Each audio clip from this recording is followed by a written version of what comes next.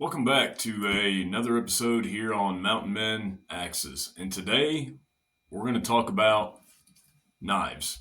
And so we're going to start off with the Flissa hunting knife. It was the first ever knife that I got in D2 steel. I was curious to see how D2 performed. It was a very exciting steel that a lot of people were talking about that I wasn't very familiar with. And so I wanted to see what the capabilities were of D2. And with a high saber grind coming down to a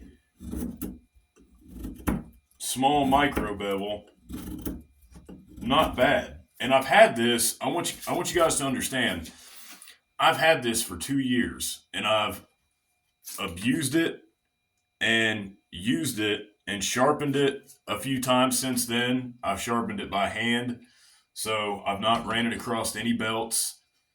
So after 2 years of using the Flissa hunting knife, I wanted to try something new. I wanted to try something new from them, a new offering. And that would be the Flissa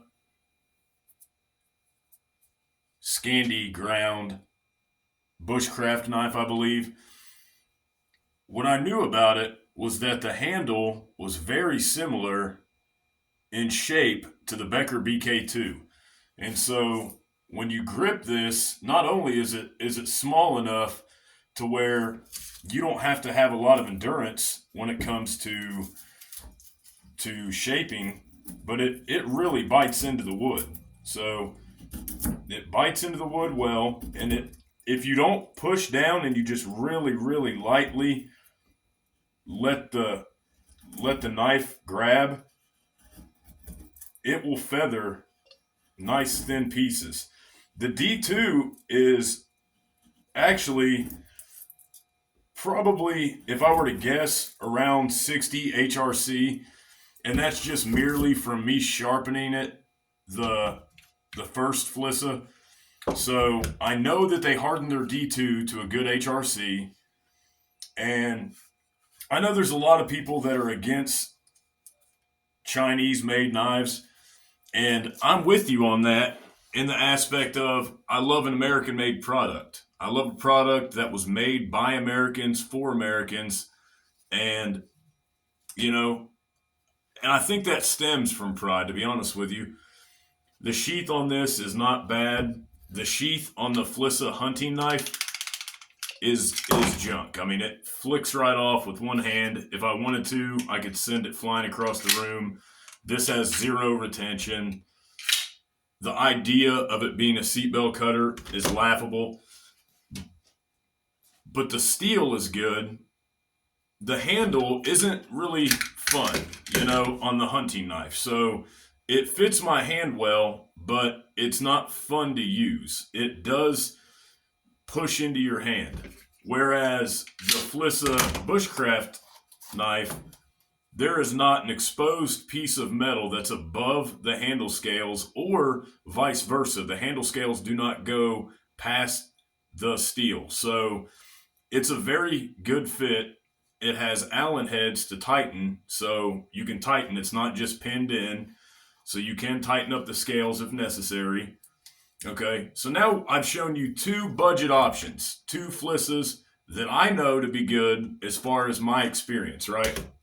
Now we're going to talk about an American-made knife by an American company.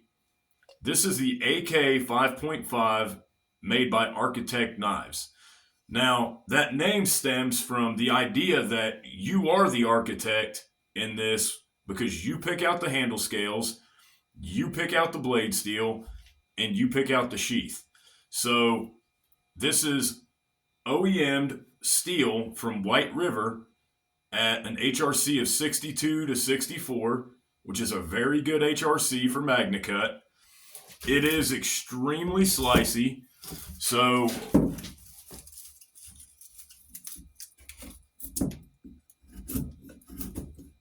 this thing is, it's slicey, but it also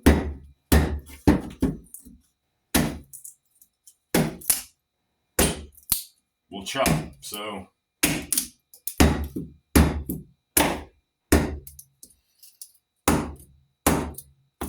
it'll chop and it's slicey. Okay, cool. The problem that I run into with a 5.5-inch knife is control. So we're going to make some feather sticks, or a feather stick, a fuzz stick, whatever you want to call it. It's a means to start a fire. So if you're in the woods and you're having a hard time starting a fire, 9 times out of 10, it's because you didn't do the preparation. So I'm having to grip this with pretty decent strength, and what that does is that kills my endurance as far as making feather sticks.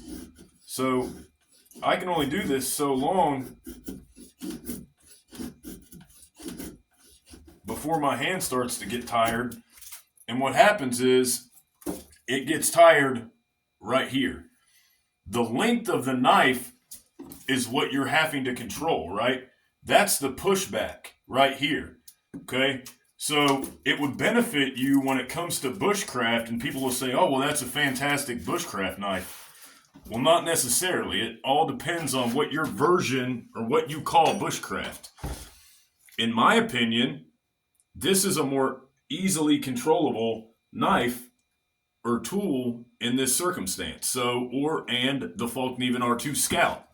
That's why I got the Falkneven R2 Scout, is because when it comes to control, making notches, making feather sticks, that 3-inch blade is really easy to work with, and it's a joy to work with. You get a 5.5-inch, what I would call a survival knife, and you try to start doing camp tasks with it, you lose a little bit of the fun, and it adds in a little bit of the work. Now, it doesn't matter how strong you are, how much endurance you have. At a point, that's going to become a chore, and that's going to tire out your forearms. And so always use the right tool for the job. And remember, you don't always have to have the latest and greatest thing to get the job done.